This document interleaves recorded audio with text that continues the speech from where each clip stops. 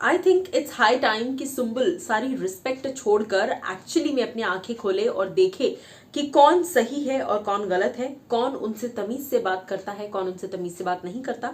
कई बार दोस्ती में भी, मस्ती मजाक में भी लोग आपके साथ बहुत ज्यादा डिसरिस्पेक्टफुल हो जाते हैं और उन्हें ये चीज दिखती नहीं है।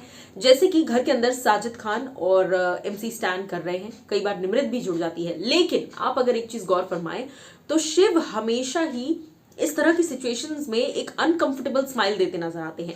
उनकी स्माइल में काफी हद तक 50-60% ये मैसेज होता है कि मैं इस चीज से अग्री तो नहीं कर रहा, लेकिन क्योंकि मैं सबके साथ हूं तो हंस लेता हूं। ये मैंने कई बार शिव में ऑब्जर्व किया है। फिलहाल मैं आपको चलिए बताती हूं कि बिग बॉस के घर के अंदर सुम्बुल को लेकर साजिद खान ने हाल ही में बहुत ज्यादा मजाक उड़ाया है और इस पर काफी ज्यादा भड़क रही है जनता। जी हाँ, लगातार साजिद सुम्बुल को किस तरह से ट्रीट करते हैं ये बात हर कोई देख रहा है। राहुल वैद्य से लेकर काम्या पंजाबी से लेकर गौहर खान से लेकर देवलीना तक, मतलब हर कोई जब भी कोई ट्वीट करता है, कोई भी सेलिब्रिटी, तो हर कोई ये बात कह रहा है कि यार कितनी बदतमीजी से आप बात करते हो।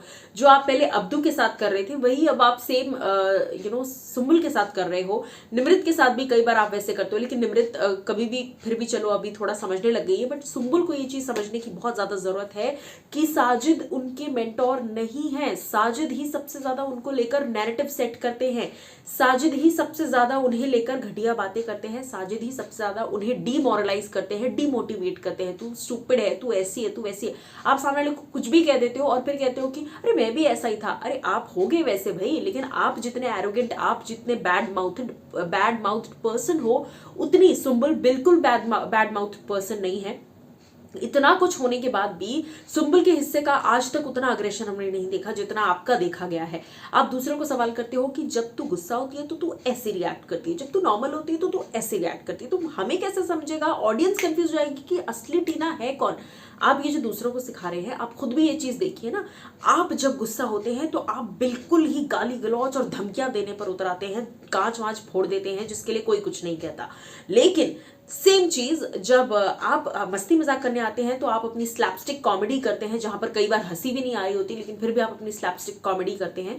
तो हमें कैसे समझेगा कि असली साजिद खान कौन है। जो चीज आप दूसरों को समझाते हैं ना, वो अपने ऊपर भी लागू किया कीजिए साजिद जी, सबसे पहले तो। और दूसरी चीज कि सुम्बुल को ये चीज समझने की बहुत ज्यादा जरूरत है। सुम्बुल को वहां से वाकई उठकर चले जाना चाहिए था, लेकिन अगेन अगर वो उठकर चली जाती तो फिर साजिद कहते फिर इमोशनल हो गई, फिर सैड हो गई, फिर रो रही है यार। अरे आपको क्या प्रॉब्लम है, कोई रोए, कोई सैड होए, कोई इमोशनल होए, आप नहीं हो रहे ना इमोशनल, तो आप शांत रहिए।